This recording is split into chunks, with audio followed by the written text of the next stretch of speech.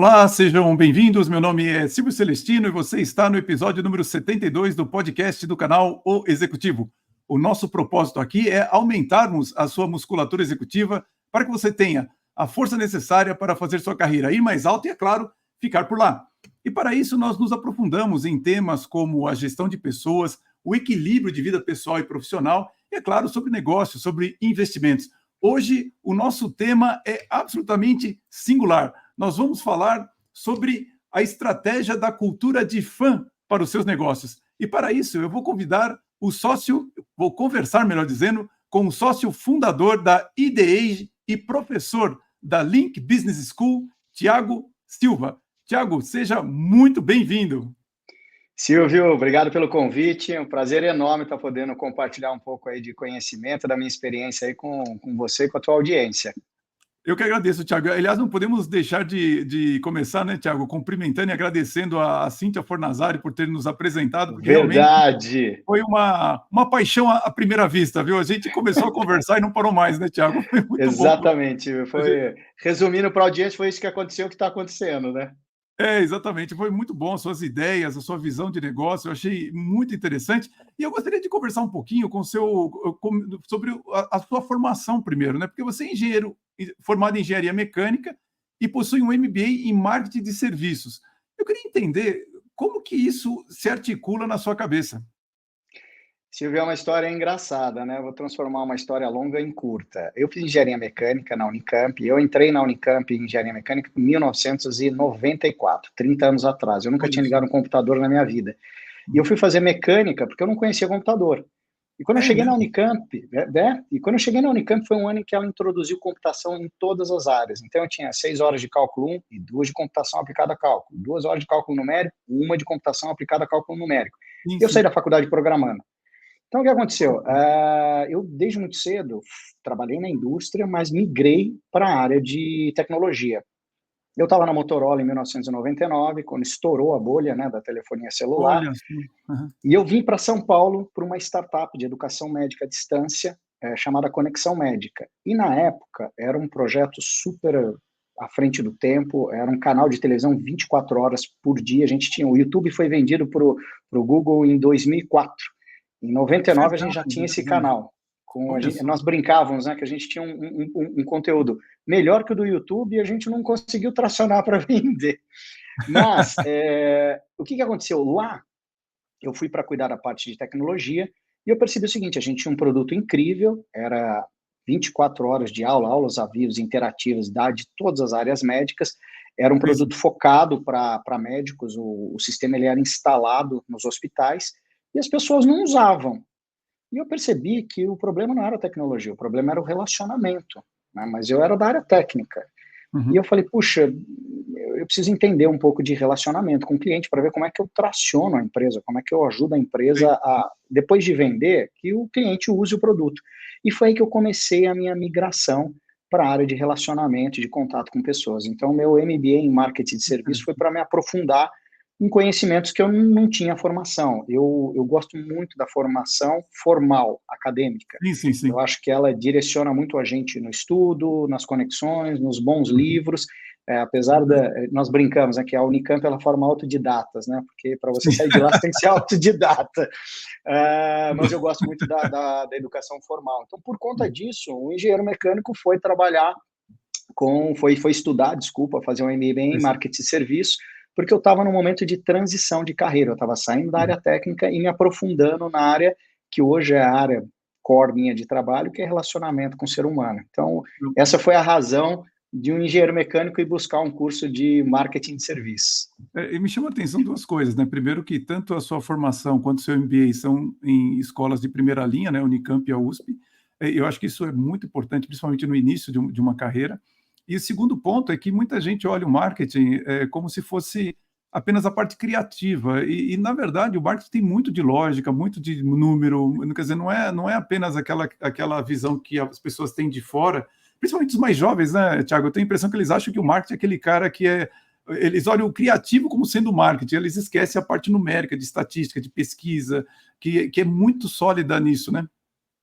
Exatamente, é uma das bandeiras que eu levanto, né? É O mesmo? marketing, eu acho que ele integra muitas facetas do conhecimento. Uhum. Então, tem tecnologia, tem estatística, tem matemática, tem Verdade, relacionamento, tem verdade. entendimento de pessoas, tem entendimento de tecnologia. E eu acho que hoje as pessoas veem facetas do marketing e dão o todo, né? Aquela faceta de entendimento, eles dão o todo do marketing para aquilo. E o marketing ele tem também um outro problema, né, no mundo corporativo. Todo mundo é entendido de marketing, né? Se você vai falar de física nuclear, nem todo mundo tem um palpite para dar, É né? O verdade. urânio 235 tal, né? Enriquecimento, ninguém sabe direito, né? É verdade, é Camada verdade. de valência. Agora, se Não, o você vai cara falar não. de marketing, todo Todo mundo tem mundo. uma É verdade. opinião, né? Todo mundo sabe, todo mundo não está errado, isso não funciona, o que torna bem desafiador você desenvolver trabalhos de alto nível de marketing É no verdade. mercado. Mas, por outro lado, né, quanto mais desafiador, melhor é para um ariano como eu. Ai. É, tem isso também, né? Porque realmente assim, eu acho que quanto mais pessoas acham que sabem um tema, mais você tem que ser profundo para poder mostrar que as coisas não são tão simples assim quanto a maioria acredita, né? Então, acho que é por aí. E uma coisa que eu percebi Exatamente. na sua carreira, Thiago, é que você teve uma carreira primeiro de empregado para depois empreender. Eu queria que você me contasse um pouquinho, primeiro, como é que foi esse período que você passou como empregado nas empresas, o que você aprendeu, o que você traz isso até hoje, e em que momento você decidiu empreender e por quê? Silvio, foi engraçado, porque eu trabalhei na Alcan, que hoje é Novelis, né, que é o Sim, maior sim, centro de sim. laminação de alumínio da América Latina, e lá eu fui para a indústria, né? Eu hoje Uhum. dou aula, os alunos não têm ideia do que é uma indústria, né? É verdade. Lá foi a minha primeira carteira assinada. De Olha lá, só. quando eu fui para a Motorola, e aí já migrando para a área de tecnologia, eu continuei como CLT. Uhum, Eu tive uma passagem, né? Então, essas duas empresas, que são duas grandes referências, uma na indústria, outra no mundo da tecnologia, uhum. até que eu tive uma oportunidade de trabalhar com o Ricardo Guimarães na Teams Branding. E aí Sei, foi quando sei. eu comecei a migrar o meu modelo. Por quê? Porque eu saí de CLT para virar um partner da empresa. Ah, Então, ali começou algumas mudanças na relação contratual, né? Naquele uhum. momento, eu percebi o seguinte: eu olhei e falei, puxa vida, né? Quando você é CLT, você não se preocupa com um monte de coisa, né? Seu dinheiro entra na tua conta, Nossa. você tem férias, tem 13º, você tem plano O de tributo é saúde. calculado por outro, né? Exatamente, você não tem que se preocupar com nada. E ali eu comecei a ver que eu tinha que me preocupar com um monte de coisa, Sim. principalmente com plano de saúde, né? Eu estava num Hum. momento em que, puxa, você vai começar a construir sua família, tal, como é que Sim, sim, fica sim. isso, né? Quem que vai prover saúde, né? Sim, sim, sim. Hoje a gente vive eu lembro do meu pai, quando eu era criança, meu pai era médico, e, aliás, eu tenho dois pais, né? Um pai de criação e um pai biológico. Meu pai biológico é cozinheiro profissional, cresci na cozinha, cozinho desde É mesmo? pequenininho. E meu pai de criação, que foi quem me criou, ele era médico. E ele, naquela época, ninguém tinha plano de saúde. E ele falava para mim assim, filho, um dia o Brasil vai ser que nem os Estados Unidos. Quem não tiver plano de saúde está correndo um risco enorme. E hoje em dia, mais ou menos assim funciona. É, é, é. Então, naquela hora, foi quando eu migrei, mas eu migrei para um modelo onde fazia parte do contrato da empresa, né? Então, vamos dizer assim, era um modelo que ainda era muito parecido com o CLT. O que aconteceu na Teams Branding? Eu trabalhava tanto, tanto, tanto, tanto, foi um momento assim, de muito aprendizado, foi a hora que eu Uhum. entendi, né, o que um propósito faz num negócio, Sim, como um sim. propósito direciona e alinha as pessoas, como aquilo Uhum, faz realmente uma empresa acontecer. uhum. Só que eu trabalhava tanto, tanto, tanto, que eu não via meus filhos crescerem. Para você ter uma ideia, a Teams Nossa. naquela época ficava no São Paulo, em frente ao Iguatemi, e eu morava ali perto do Lago da Batata. Sei, sei, Era sei. Tudo próximo, 1.800, né? 1.800 metros, eu ia a pé, Próximo. sonho de consumo para qualquer paulista, né? Moro aqui perto, né? Então, e você mora perto, verdade. Moro O perto. que aconteceu? Eu não voltava para casa, eu trabalhava sábado, domingo, feriado, Você tá e ali, brincando? juro por Deus, era uma delícia, mas o que Eu sei como aconteceu? é isso. Ali foi a hora que eu acho que o bichinho do empreendedorismo me mordeu, porque Ah, primeiro eu comecei a ver você trabalhar num ambiente legal, construir um negócio, então fazer parte de algo que você está construindo, isso sim, na sim, sim. Motorola e na Alcan, eu não tinha tido essa oportunidade, eu era um funcionário que fazia parte de um esquema gigantesco, Gigante, é verdade. e ali começou o bichinho do empreendedorismo me morder. Eu falei, poxa, é legal você construir as coisas, né? Você tem que fazer, você é de presidente a estagiário, você é tudo, e eu Nossa. comecei, aquilo começou a mexer comigo, E foi quando eu resolvi abrir o meu negócio. Eu falei, poxa, Uhum. eu acho que eu tenho já condição de tocar uma empresa, abrir a minha empresa, minha eu presa, né? Eu preso, é assim mesmo. E foi ali que começou. Então, isso era 2006 para 2007. Uhum, Eu comecei realmente nesse processo de empreender e de cuidar da minha vida, né? Porque você uhum, tem que uhum. reservar dinheiro, plano de saúde, então tem um monte de coisa quando você está nessa vida que a vida de CLT não te ensina. É E eu verdade. acho que foi bom, acho que deu para aprender cedo um monte de coisa importante. Então, minha migração para o mundo do empreendedorismo foi aí. Foi quando eu olhei e Uhum. falei: isso aqui é legal, eu não tenho chefe, ao mesmo tempo eu sou meu chefe, e eu sou um chefe exigente, então Sim, a briga interna é eu uma imagino. maravilha. Mas você É, vai se lapidando, né, Silvio? Então, eu acho vai, é. que parte do que me fez migrar foi essa vontade de é, usar o máximo possível do tempo para gerar valor. É, fala. Não, não, pode terminar, eu pensei que você tivesse terminado. Não, porque parte do que eu vi também nas empresas era o quanto você tinha que gastar de tempo com política, né? Nossa, Cobrindo, fugindo das cascas de banana. Eu falei, é nossa, acho verdade. que quando você vai empreender, talvez você minimize. Vem outras dores de cabeça, né? Outros desafios com o tempo, mas pelo Uhum. menos é você com você mesmo, né? É verdade, mas agora que me ocorreu, você falou que você abriu sua empresa em 2007, é isso? 2007. Nossa, então você pegou a crise de 2008 logo no primeiro Peguei ano? a crise de 2008 no meu primeiro ano, foi meu primeiro tombo. A primeira vez que Como eu quebrei foi lá. De é mesmo? repente, sim, Puxa de repente vida, Thiago. sumiram os contratos. Imagina, eu com 2 filhos, e tudo Nossa, parou. Eu falei, o que eu vou fazer agora? Tinha um dia que eu punha minha mão na cabeça, assim, eu falava, ai, como é que eu vou fazer agora, né? E aí eu tenho uma história nossa, muito engraçada. Eu estava assim num momento, nossa, que eu já não sabia mais por onde, né? eu imagino, eu imagino. Tocar no começo de vida. E aí eu tenho virou uma grande amiga, que era uma cliente, a Giselda Gianpietro, e eu Sei. tinha desenvolvido um trabalho com ela na Timos Branding, Uhum, com o Banco Real. Ela era uhum. superintendente de relacionamento de clientes com o banco, e no meio da crise ela me ligou, ela estava no HSBC, e Sei, ela me sei. chamava de cara pálida. Cara pálida, preciso de você. Eu falei, o que foi, Gi? Ela falou, eu preciso fazer um projeto com você, você precisa vir para cá, eu vou te mandar o projeto, você avalia para mim e tal. Bom, resumindo a ópera, né, o projeto estava bem ruim, tinha muita oportunidade de melhora, e eu falei para Gi, tá ruim, né, eu sabia, né, então vem cá, eu quero você aqui amanhã, não importa quanto vai custar, eu preciso de você amanhã. 30 dias depois, ela virou e falou, bom, e aí, qual é a fatura, né? E aí eu Uhum. peguei tudo que eu tinha de dívida, tudo que eu tinha, é tanto. Ela olhou e falou, tá bom, posso quebrar em 2 pagamentos, porque nesse valor eu não tenho alçado, se quebrar em dois, então assim, eu resolvi aquela primeira quebra numa Nossa, tacada só, né? que Mas maravilha, cara. nossa, foi uma maravilha, Silvio, mas realmente o Brasil é um país interessante, né? Você empreender aqui é desafiador.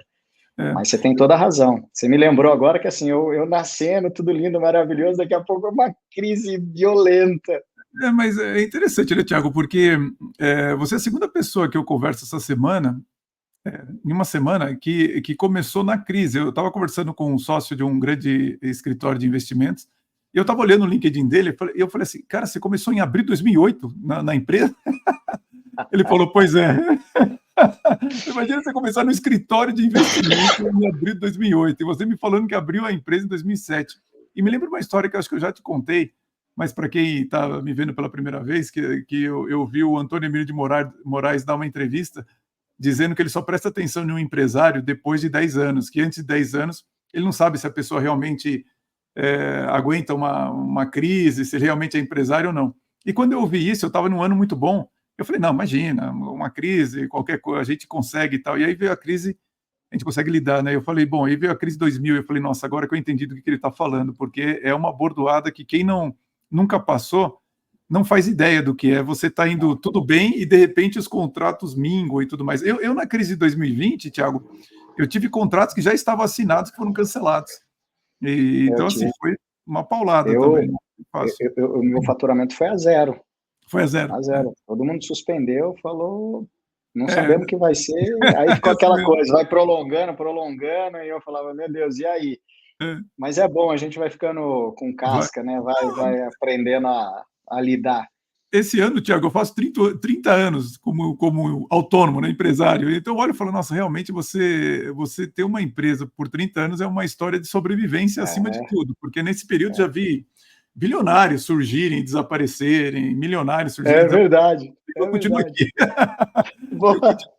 Não é brincadeira, é uma sobrevivência mesmo, né? É, Mas empreender, né, Silvio? Acho que assim, ser profissional liberal e empreender no Brasil é uma maratona, não é uma corrida de é 100 uma metros, né? maratona, é Mas uma você tem que estar maratona. preparado para a É. jornada, né? Você sabe que o que às vezes me consola e me orienta também, eu lembro que, agora eu já não sei que ano que foi isso, tá? Mas no começo do ano 2000, alguma coisa assim, eu vi as montadoras BMW, Mercedes-Benz abrirem fábricas no Brasil.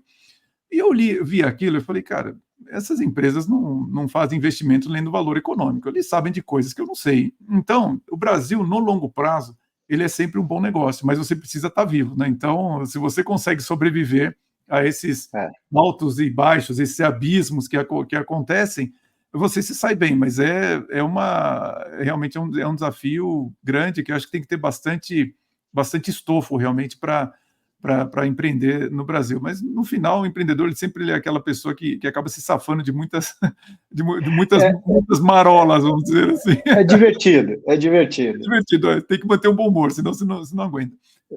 Tiago, agora eu vou fazer uma pergunta que desde o começo eu achei muito interessante quando nós conversamos, da sua passagem no MIT e como aquilo marcou você. Eu queria que você, bom, primeiro me dissesse, eu não sei como é que você foi parar no MIT, né? Mas isso marcou muito a sua trajetória.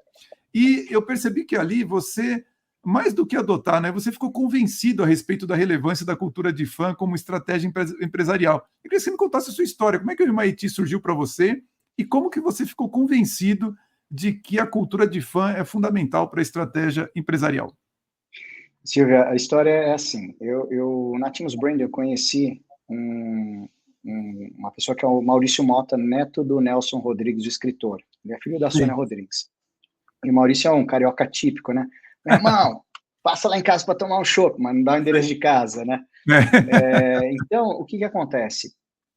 O Maurício, ele tinha voltado do MIT. Sempre que ele vinha para São Paulo, a gente conversava, a Sim, sim. gente tinha uma afinidade de ideias muito interessante.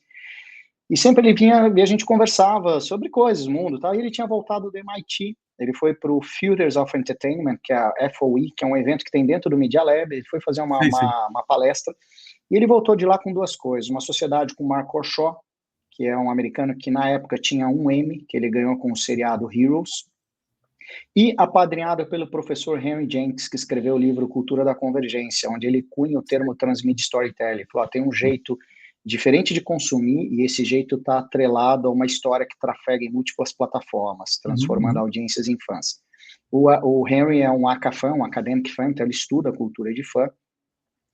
E ele me deu o livro do Henry Jenks, eu li, e ele falou, olha, Thiago, deu uma semana, ele estava em São Paulo de novo, eu falei, o que você achou do livro? Eu falei, achei o máximo. Daí ele me soltou dois briefings, uma da Petrobras ou da Rede Globo. E ele falou, dá uma olhada. Eu olhei e falei, nossa, dá para fazer uma proposta incrível aqui. Ele falou, você consegue preparar a proposta para mim? Eu falei, consigo, para quando? Eu falei, para amanhã. Eu falei, Maurício, eu vou te deixar no aeroporto, eu vou chegar em casa às 11 horas da noite, pelo amor de Deus. Eu tenho uma reunião com a Petrobras às 9 da manhã, com a Globo às 3 da tarde. Tá brincando. Resumindo a história, eu mandei, varei a noite, fiz as propostas, mandei, 3 dias depois ele me ligou, ele me chamava de Abreu, é o único cara no mundo que me chama de Abreu. Seu, Falei, seu sobrenome Abreu, é Abreu? Tem Abreu, seu é sobrenome? Tiago Leite de Abreu e Silva, todo mundo me chama Olha de só, não Tiago Leite ou sabia. Tiago Silva, Sim, e ele me chama de Tiago de Abreu. Eu falei, Abreu, tem uma boa notícia para te dar. Falei, fala. A boa é que eu fechei os 2 projetos, a Max vai ter que vir para o Rio de Janeiro. E aí, o que aconteceu, Silvio? Eu fiquei sócio do Maurício e do Mark, e da Bárbara, a irmã do Maurício, que é uma das mulheres mais inteligentes que eu já conheci na minha vida. E lá, a gente começou a trabalhar com Transmídia Storytelling, com o Globo, Petrobras, Coca-Cola, Itaú. E por conta do Henry ser padrinho, ele realmente era padrinho nosso, a gente trazia sempre o Henry para o Brasil, a gente contratou um produto do MIT chamado C3, é o Convergence Consortium Consulting. Nós éramos uma das empresas que bancava isso, era um projeto de 2 anos, e a gente tinha direito a colocar um estudo dentro do MIT e se beneficiar dos outros estudos que esse grupo fazia. Qual era a Sim, vantagem? sim, A gente sim. recebia o resultado do estudo 9 meses antes do estudo ir para o mercado. E isso em mídia é uma Nossa, vantagem violenta, né? Então tinha enorme. desde tudo, como usar a pirataria a seu favor, o uso dos haters para ativar a base de fãs, tinha tudo que você É podia mesmo? imaginar. Era incrível. Caramba. E aí o que aconteceu? Por conta disso, no final de 2011, e eu falo que eu tive uma passagem pelo MIT, eu fiquei 10 dias em Boston e 4 dias dentro do MIT. E eu falo que eu fico imaginando se eu tivesse ficado 4 anos lá, porque 4 dias no MIT mexeu muito com a minha cabeça. Olha só. Eu tinha feito uma boa faculdade de engenharia mecânica, mas eu fui formatado para seguir regras. E Sim, lá eu sim, sim. vi as pessoas formatando cérebros que vão construir as regras que todo mundo vai seguir. Eu falei, o Brasil Uhum, precisa disso. uhum. Naquele momento, eu já estava trabalhando com transmídia storytelling com Globo, Coca-Cola, Petrobras e tal. Então, eu Uhum. já estava com aquele, né, entendendo a base do trabalho de fã, e percebendo que o Brasil ainda engatinhava, e ainda engatinha quando o assunto é fã, né? As Uhum. pessoas, quando eu Sim, sim. falo que eu trabalho com cultura de fã, as pessoas torcem o nariz, né? Aí, tanto que eu falo, não, eu trabalho com storytelling estratégico. Putz, storytelling e tal, buzzword, eu preciso disso, vem cá falar comigo. Thiago, eu te falei, inclusive, que quando a Cíntia me disse que você trabalhava com cultura de fã, eu entendi fã de alegria, né? Eu falei assim, ué, mas em inglês, né? Eu falei, nossa, Having fun. aí a hora que eu vi sua aula, eu falei, ai, caramba, olha só a minha, que burrice a minha, falando, eu pensei que era de alegria, era cultura de fã mesmo, né? De É cara isso que mesmo, é adora isso. isso. Né? Lá, Silvia, nessa passagem no MIT, eu vi como eles tratam o fã. O fã é um ativo. É, Lá eles já têm as estratégias fan-centric, né? Põe o fã no é centro e mesmo. vê o que está em volta para ver como vão modelar os negócios. Nossa, E eu fancy. falei, gente, o mundo dos negócios é igual um seriado. Né? E eu quero trazer essas estratégias para dentro do mundo do business. E foi quando eu comecei a testar. Eu já tinha começado uns testes em 2010 e 11, ainda nos Alquimistas, que era a empresa que eu tinha junto com o Maurício, com a Bárbara e com o Mark. Sim. E lá eu comecei a ver que funcionava, as mesmas estratégias que a gente usava em seriado funcionava no mundo dos negócios. E Tá eu falei, brincando. poxa, o mundo dos negócios é igualzinho um seriado. Então, vamos começar a trabalhar com cultura de fã. Uhum. Eu desenvolvi uma metodologia para trabalhar, para transformar audiências em fãs. Né? Algumas coisas que eu trato de uma forma diferente, eu não trato com público-alvo, personal buyer, meu consumidor ideal. Não, eu trabalho com audiência. Qual é a tua audiência? E aí tanto faz se é público interno ou externo. Né? Como é É que eu mesmo. transformo uma audiência em fã? Como é que Uhum. eu crio estratégias usando história, plataformas e conteúdos para gerar experiências que vão gerar as conexões emocionais que transformam essa audiência, independente se é cliente, se é funcionário, em Sei, sei, fã. sei.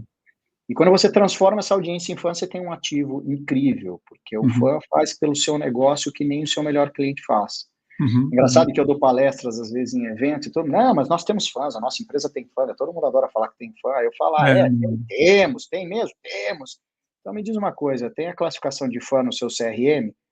Não, não tem. Eu falo, então, não. desculpa. Você tem cliente e não tem fã. O dia que você Você tem que tiver a ligar mesmo. classificação fã lá, eu digo, beleza, vocês É. estão trabalhando com fã.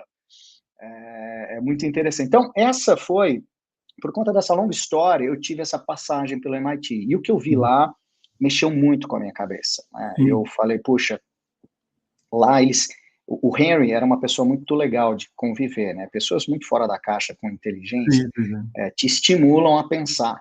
É Né? verdade. Então, o Henry sempre me estimulava, qual é a tua ideia disso? Qual é a tua visão disso? O que, que você tem nisso? Qual é a tua opinião? Como você enxerga isso? Dada a Uhum. metodologia, como é que você enxerga?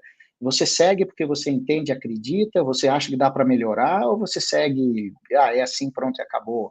Uhum. E eu perguntei para ele, né? Falei, como é que você criou a metodologia, desenvolveu a ideia de cultura de fã, né? Da convergência do transmit storytelling, né? Foi, Thiago, observando o mundo. Eu comecei a perceber que as pessoas estavam consumindo de uma forma diferente. E Sei, esse sei. consumo tinha a ver com histórias que trafegavam em múltiplas plataformas. E aí eu desenvolvi toda a teoria embasada em case, em estudos, né? Então isso mexeu demais comigo. Essa passagem pelo MIT eu voltei, Incrível. posso dizer assim, obcecado, obstinado para Uhum. desenvolver uma metodologia que funcionasse no mercado, porque eu acho que Uhum. uma grande forma da gente ajudar o nosso país é mexendo com o PIB, né, Silvia? Então, quanto Sim, melhor forem as empresas, mais saudáveis, com sim. pessoas inteligentes que consigam articular as ideias bem para Sem fazer as dúvida, coisas sem dúvida. florescerem, Uhum. mais a gente tem condição de sair da onde a gente está, gerar valor, gerar receita e Aham. fazer a coisa acontecer. E essa metodologia você desenvolveu sozinho ou você foi articulando com ele, conversando com várias pessoas? Como é que foi isso? Silvia, a história foi assim, eu estava lá nos Alquimistas, né, e o próprio Sei, Mark ele falou: Thiago, eu preciso entender algumas coisas, eu preciso sei. entender como a história se trafega no ambiente de produção, né, quando a gente está trabalhando com desenvolvimento de seriados, tem um monte de coisa que acontece nesse mundo do transmídia storytelling. Tem uma plataforma principal, as plataformas adicionais, paralelas, etc. Ele falou: eu precisava enxergar isso. Então, meu começo de articulação, meu papel como engenheiro na empresa era como é que eu dou forma para essas coisas, né? E eu Uhum. tenho uma grande virtude, Silvio, que as pessoas acham que é um problema, né? Eu sou um disléxico grave, eu não guardo Sei. grafia de palavra. E o disléxico ele Ah, tem um jeito diferente de pensar.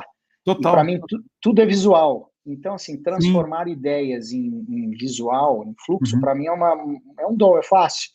E eu Sim. comecei a usar isso. Uhum. Quando eu estava nos Alquimistas, eu comecei a organizar, entender a parte lógica e racional dos elementos que davam condição da gente transformar audiências em Sim, fãs. sim. Em 2011 eu fui para MIT, fiquei assim alucinado com tudo que eu vi lá. Voltei para o Brasil no final do ano. Em 2012, no começo do ano, eu saí dos Alquimistas. E aí Ah, sim. eu recomecei a minha vida com uma mão na frente e outra atrás, Sim. porém com essa ideia de como é que eu transformo audiências em fãs e como é que eu desenvolvo uma metodologia.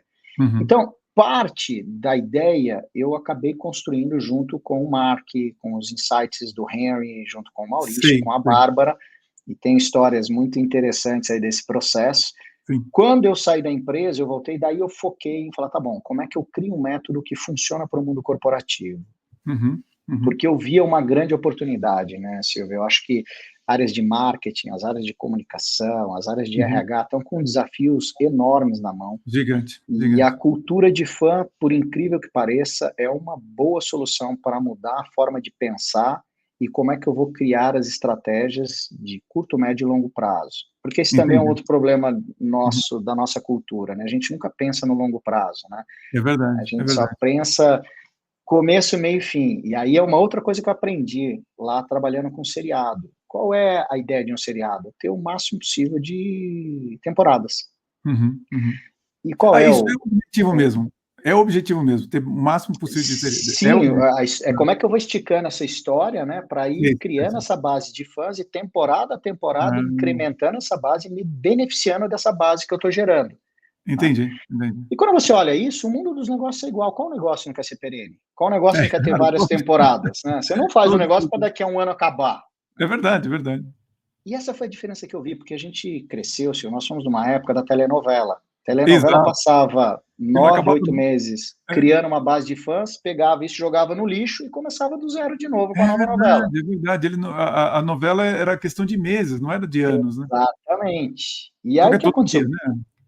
Então, todo dia mais aquilo, 9 meses você criou aquela base, tá todo mundo fã da novela, louco para ver o E último vai episódio, tudo embora. acabou, começa uma outra novela com um tema É, completamente diferente. é isso aí, Então as novelas demoravam para tracionar, porque é verdade, é a verdade. audiência não está gostando. Como é que é o seriado? O seriado ele vem com uma temporada, gera um legado. Em cima desse legado ele constrói a segunda temporada com um novo legado. Ele vai Exatamente sobrepor assim, nos legados. exatamente E o assim. mundo dos negócios é igual.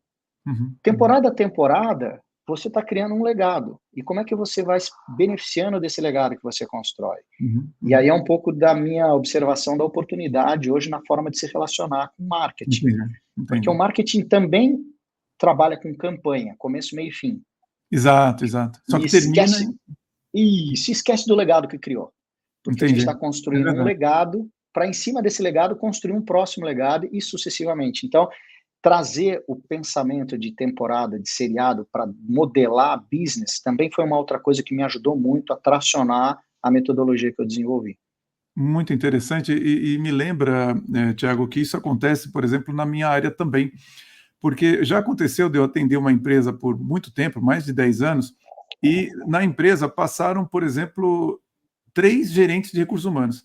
E quando vinha o gerente novo, eu explicava para ele o que já tinha sido feito, para ele não começar de novo. Aí vinha o segundo, eu falava, o terceiro, perdão, eu falava, não, espera aí, a gente já fez isso, mas isso, agora não vai fazer aquilo ali, porque já foi, tem que ser daqui para cá. E a empresa, principalmente em função dessas crises que nós mencionamos aqui, que nos afetaram, ela perde o histórico, porque ela demite muito funcionário, desestrutura as ideias que estavam sendo encaminhadas, e aí você precisa ter alguém que faz essa cola. Mas, diante disso que você está dizendo, eu queria agora que você falasse um pouquinho, então, especificamente sobre a IDEAGE, IDEAGE, né? É IDEAGE, IDEAGE, isso. Pronto, eu falei IDEAGE, como se fosse em inglês. Falar sobre a IDEAGE, mas principalmente que tipo de problema uma empresa tem que se beneficiaria muito de contratar a IDEAGE? Então, Silvio, hoje o que eu trabalho, né? Hoje eu foco no trabalho de cultura de fã dentro da Sim, IDEAGE. Eu tenho um produto que é... E por que eu falo que é cultura de fã? Porque não basta você ter fã. Você sim, precisa sim. aprender a trabalhar com a cultura deste ativo, né? Quando você começa a ter fã, isso exige uma forma diferente de você se relacionar É mesmo? com esse ativo. Ele é muito mais exigente, ele vai buscar experiência, então é uma forma Interessante. interessante de você se relacionar com ele. Então, como é que eu faço hoje? Hoje eu trabalho, e como, vou voltar, como a história de cultura de fã, o mercado corporativo ainda torce o nariz quando eu falo, então eu falo que, olha, eu trabalho com storytelling estratégico. Você falou com... Eu faço você atingir os seus objetivos usando as histórias e como você usa storytelling de forma estratégica. Por quê, Silvio? E aí vou falar do benefício, né? Eu, eu tenho uma resistência quando eu entro, é engraçado isso, né? No mundo corporativo, as áreas de recursos humanos, de marketing, às vezes me olham como um concorrente. Não, o que ele faz, a gente faz. É Eu mesmo? falo, me dá uma chance que eu vou mostrar que Uhum. eu vou poder ensinar para vocês. Sim, E sim, o que sim. começou a acontecer? Como eu sou da área de tecnologia, vim da área de tecnologia, eu comecei a trabalhar em 2018 para 2019, muito com o pessoal de tecnologia. Por quê? Eles são incríveis em desenvolver coisas que até Deus duvida, Uhum. resolvem problemas gigantescos da noite para o dia, mas não sabem mostrar para a É área, né, para interessante, os é verdade. pares, para os outros Uhum. diretores, o que eles estão fazendo. Então, um diretor de tecnologia vai para uma Direx, uma reunião de diretoria executiva, ele tem 15 minutos para falar, ele leva uma apresentação com 60 slides, com 30 gráficos, com 10 curvas. Cara, ninguém entende nada. Eu falo, como assim, meu? Você tem 15 minutos, qual que é a ideia? O que você quer? Eu quero isso. Então, se você quer isso, qual a informação que vai te ajudar a chegar nisso? Então, eu comecei a trabalhar com os executivos de negócio, principalmente da área de tecnologia, a ajudá-los a contar as histórias e a Uhum. criar, em cada reunião de diretoria executiva, um episódio da história que ele está construindo ao longo do ano. Ah, Por excelente quê? ideia. Uhum. Porque ele vai contando, ele vai mostrando a consistência. Como tecnologia é difícil de entender e chega uma hora que todo mundo descarrega o problema que está enfrentando na área em tecnologia, como ninguém entende tecnologia, não está vendendo, não estou vendendo porque a tecnologia não entregou o sistema. É É sempre assim que verdade, acontece. é assim Como mesmo. tecnologia não sabe se defender disso, sempre vira o para-raio de Uhum. encrenca. A culpa É de tudo é verdade, é verdade, tecnologia. Consome um orçamento absurdo é e verdade. não resolve o problema. Então, eu comecei a mostrar para os CTOs como levar de uma forma clara a relação de causa e efeito, de investimento de dinheiro, de melhorias, eles a se apropriarem. Então, por exemplo, não é raro a área de tecnologia desenvolver um sistema que você pode cortar o headcount da empresa pela metade. Sim, E sim. aí ninguém fala nada. Quem se apropria da economia de dinheiro, as áreas que falam, então, nós reduzimos o headcount, melhoramos a nossa performance, mas ninguém conta que foi por causa do sistema que a tecnologia desenvolveu. Exatamente, é verdade, é verdade. E eu fui ensinando essas pessoas, né, CTOs, nesse trabalho, como usar história para fazer isso, como usar um storytelling que, puxa, engaja e passa a mensagem. E eu comecei a ter um bom sucesso nisso, eu comecei a virar uma porta de entrada. Vamos lá, né? Era um tempo pré-pandemia Sim, e sim, sim. pré-layoff. O que aconteceu Uhum. na pandemia? Na pandemia, aí o negócio estourou. Por quê? Depois de 3 semanas, ninguém aguentava mais ficar na frente da tela. Como é que você É retinha a verdade, atenção das pessoas? é Como é que verdade. você passava a mensagem? E aí foi a hora em que o que eu faço, Silvio, começou a virar um diferencial. É mesmo?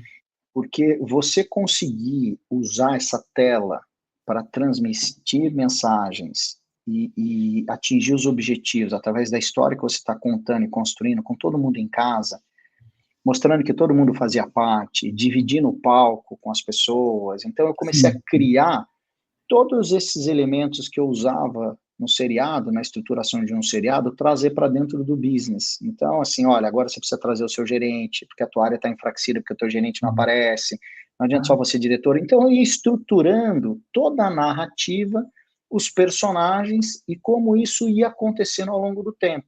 Uhum.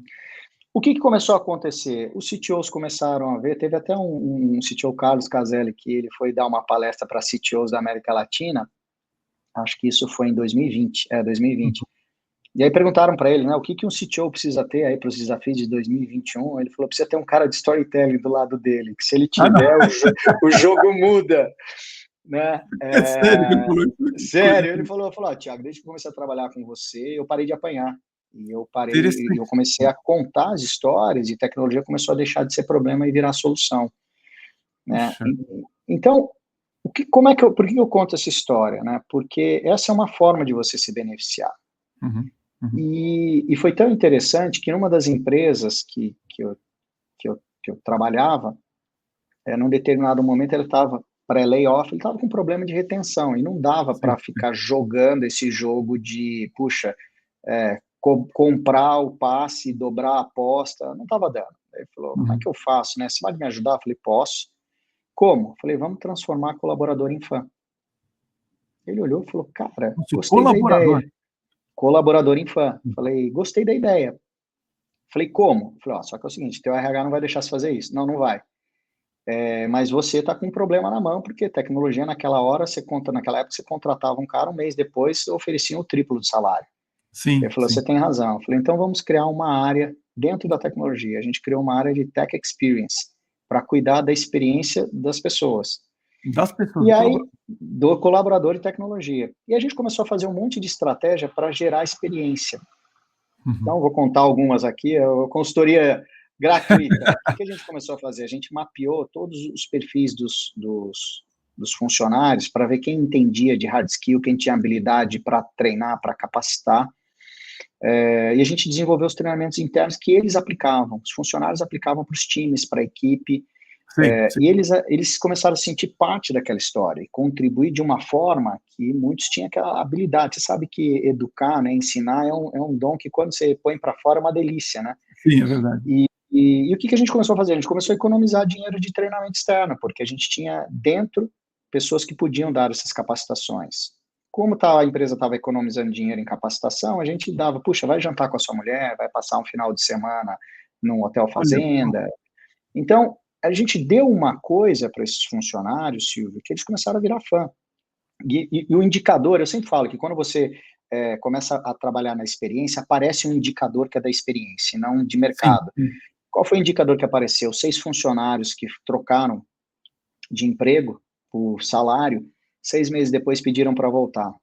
Falaram, olha o que eu vivi aqui dentro, o dinheiro que eu recebo lá não paga, eu topo voltar ganhando menos. Então, esse foi o indicador que eu falei, funcionou. A gente conseguiu criar esse storytelling, fazer essas pessoas participarem da história da empresa, porque essa é uma bola que fica quicando, né? O cara se mata e a empresa não faz ele sentir parte da história que eles constroem juntos, né? Sim. Eu acho que o líder, a gente até conversou sobre isso, né? Acho que liderança é uma vaga que está aberta em todas as empresas, em todos os cargos, né? Impressionante como as pessoas ou não querem ou não sabem serem líderes. E a gente vê que hoje exercer a liderança exige conhecimento, exige queimar fosfato, porque não é fazendo o básico mais que você consegue liderar.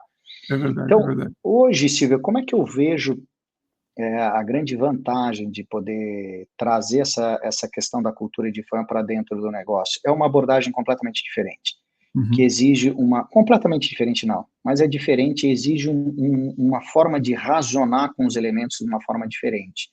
Eu acho que uma das grandes coisas que se dá a abertura de trabalhar com isso, e é o que eu busco fazer com a IDEAGE no mercado corporativo, é trazer uma forma diferente de pensar. Você viu na minha aula, tem uma frase do Arthur Schopenhauer que eu acho fantástica e uso como base, pressuposto, né, do meu curso na faculdade, que a tarefa não é tanto ver o que ninguém viu ainda, né, mas pensar o que ninguém pensou sobre aquilo que todo mundo vê a todo instante.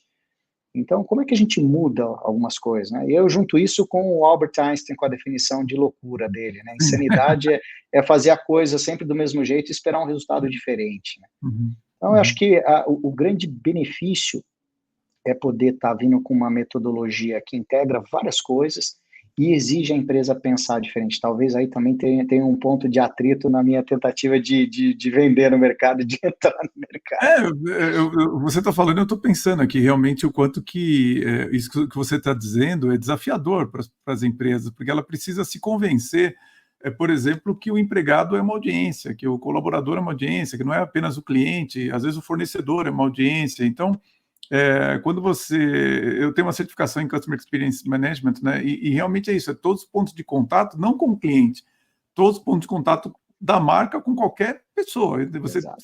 E eu lembro que quando eu assisti a sua aula, você falou para os alunos escolherem uma audiência, e eles iam explicar para você por que eles tinham escolhido aquela audiência. Aliás, fazendo um parênteses aqui, eu estava ouvindo você falar sobre as pessoas de liderança, né, que as pessoas sempre têm uma oportunidade de liderança na empresa.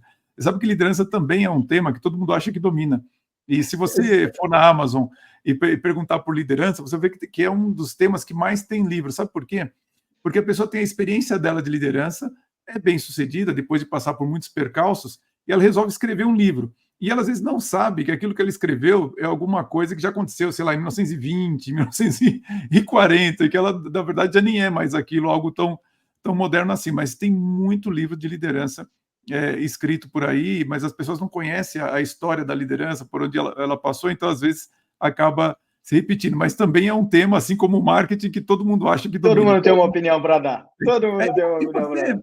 me diz uma coisa, Thiago, você consegue dar para a gente uma palhinha, assim, uma visão geral de quais são as etapas da sua metodologia? É possível fazer isso ou para cada Claro. situação? Quais são Não, as etapas, assim, super. Ela tem gerais, pilares né? muito, muito claros, né? O Sei. primeiro pilar é o propósito de uma empresa, é onde nasce a metodologia, né? Ah, Por olha quê? só. Porque o fã, ele nasce da conexão emocional. Quando você começa a conectar emocionalmente uma pessoa, uma audiência a você, ela Sim. começa a se transformar em fã. No mundo dos negócios, né, qual é a melhor ferramenta para você gerar conexão emocional? Essa melhor ferramenta chama storytelling. No mundo dos Sim. negócios, o storytelling vem dos objetivos. Quais Uhum, objetivos? Estão atrelados ao propósito. O propósito de uma empresa driva todos os objetivos dela, de uhum, negócio. Então, uhum, quando você tem um propósito, os objetivos, você vai pegar aqueles objetivos e vai entender que história eu preciso construir para gerar conexão emocional com essa audiência. Então, o que entendi. que você tem? Você pega essa história, você vai trabalhar com audiências e plataformas em determinados tempos, né? Então, como é Uhum, que você usa as plataformas no tempo, dado a história, o conteúdo que você está trafegando nela, na integração delas, para gerar experiência, uhum, para que essa experiência comece a gerar essa conexão emocional com a uhum, audiência.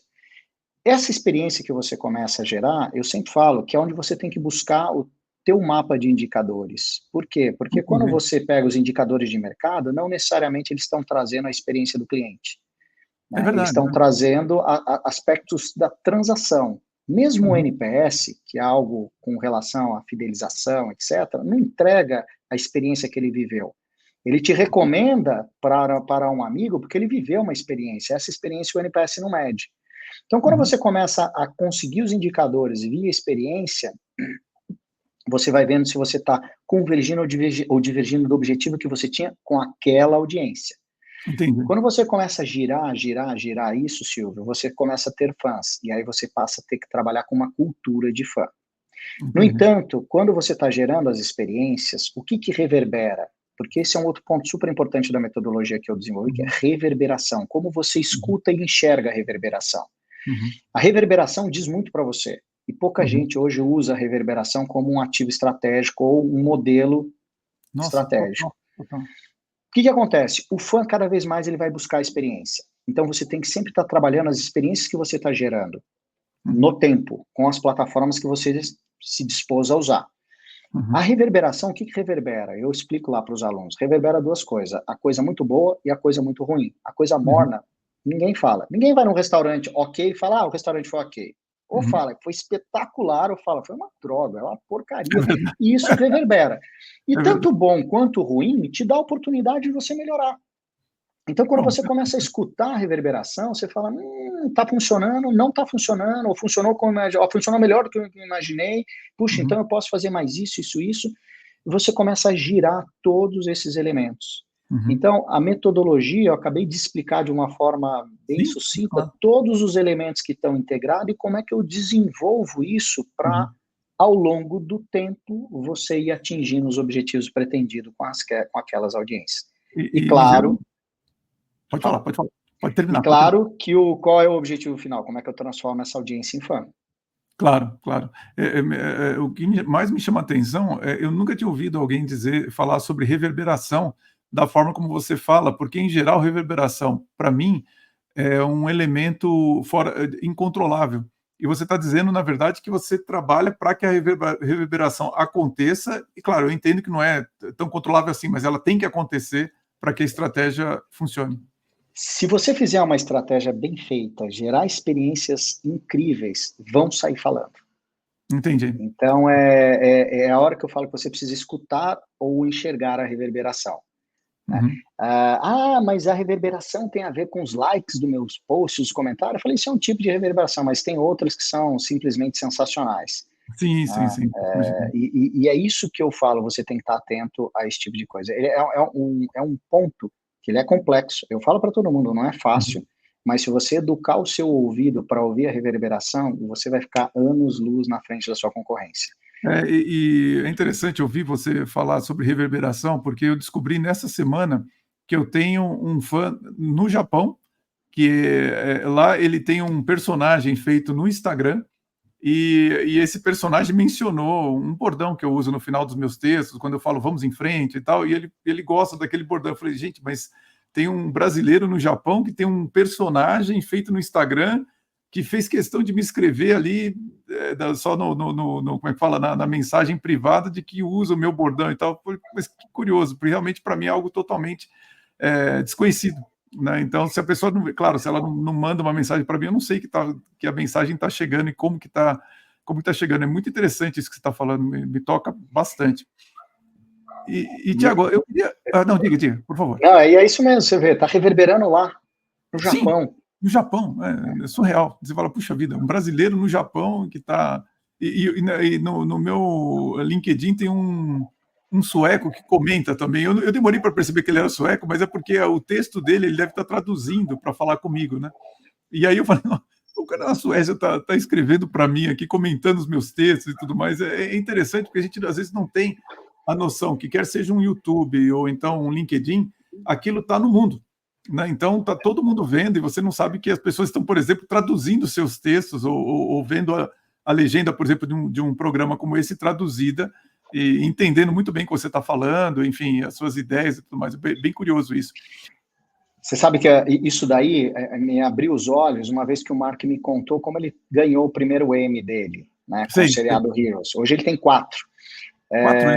4. E aí, na época, ele era meu sócio, ele falou, Thiago, como é que você falou? Thiago, foi simples. Simples não. Ele falou, o que eu vi? Para você produzir um episódio de um seriado de Heroes, na época, custava $1 milhão só de produção. Então, era uma plataforma cara. Eu precisava, cada vez mais, aumentar as pessoas na televisão e reter a pessoa dentro da TV, porque era a principal plataforma.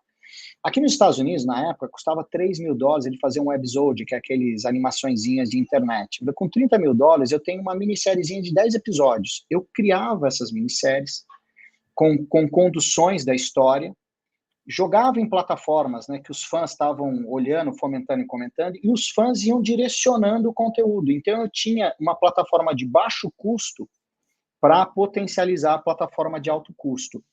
Então, eu falava, como é que você faz? Eu fico observando o que está reverberando do que eu montei. Eu falei, reverberação é uma coisa importante. Ele pega a reverberação, quer dizer, ele, entre aspas, mede a reverberação para saber o que vai fazer em seguida. Exatamente. Você sabe que tinha um personagem nesse seriado que era um pintor, que ele pintava, ele nunca aparecia. Todo quadro que ele pintava, a história acontecia dali a alguns episódios, né? E os roteiristas iam revelar quem que era esse pintor.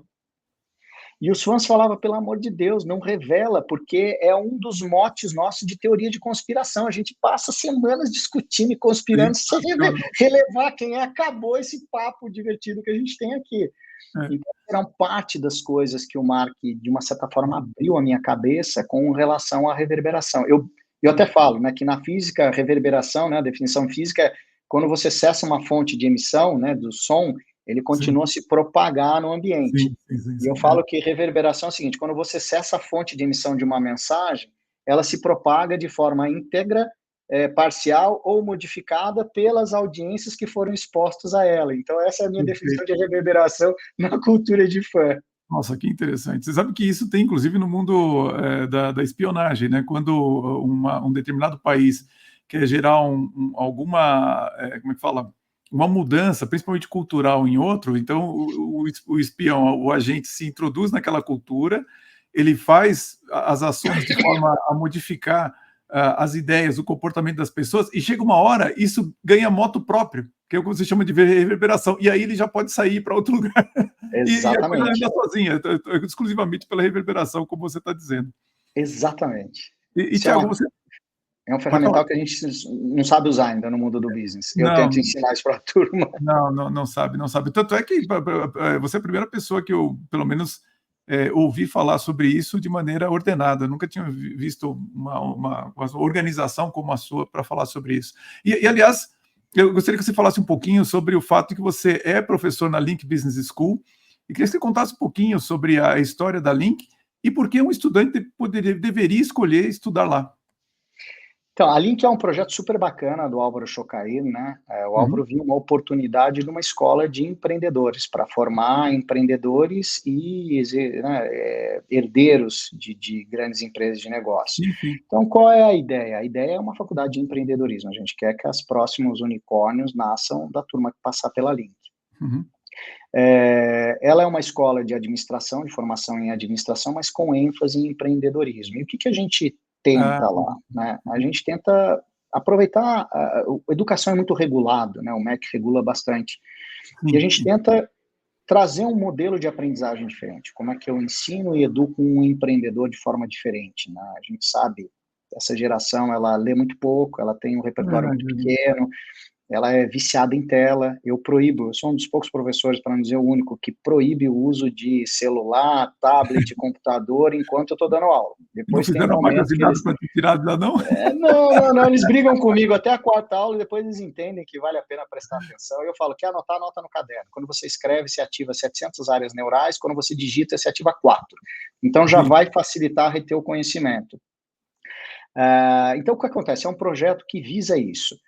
O Álvaro me chamou em fevereiro de 2023, eu estou na 4ª turma na Link, e ele falou, Thiago, eu quero que você traga cultura de fã para dentro da Link, a tua metodologia. E na época até eu perguntei para ele, mas me diz uma coisa, né, qual que é a regra que eu tenho que seguir, né, qual que é a emenda? Ele falou, não, confio em você, você vai dar o seu curso aqui, né. Eu falei, tá bom. Então, foi uma instituição que me deu total liberdade para realmente levar meu curso para dentro da Link. Eu já desenvolvi o curso fora, principalmente no mundo corporativo. Sabia que eu ia ter que fazer um depara, né? Porque quando você está no mundo corporativo, o executivo que está sentado na sua frente quer aprender. Quando você está numa sala de aula, o aluno escuta, dá para eu não vir na sua aula, não fazer a sua prova e você me aprovar? Ou seja, essa é uma audiência que ela não quer aprender, não está nem aí. Então, para mim, foi uma oportunidade bacana também de modular o curso para falar como é que eu crio um jeito de dar aula que eu retenho a atenção de quem não está a fim de me dar atenção. Você teve a oportunidade de assistir a uma aula minha, eu uso um monte de elementos, eu procuro criar a todo instante formas de transmitir conhecimento e aprendizado para eles. Eu adoro as metodologias ativas de aprendizagem, então eu uso várias delas compostas nas minhas aulas, então não está uma aula longe de ser expositiva. Eu tenho uma experiência, uma vivência nesse mercado que é muito legal, então os cases que eu levo para dentro de sala de aula são cases que ou eu participei ou eu fiz, o que torna muito mais rica a conversa, né? Muito. E acima de tudo, eu acho que educar tem que ser divertido. Então, parte do que eu levo para dentro da Link é como é que eu posso ensinar os alunos de uma forma divertida, né? Seja gostoso, que o aluno olhe e fala, putz, eu não vejo a hora de chegar quinta-feira ou quarta-feira para assistir a tua aula. No fundo, um dos meus indicadores, né, de experiência é o dia que o aluno fala isso para mim, eu falo, opa, legal, está funcionando a minha ideia de gerar experiências dentro da sala de aula.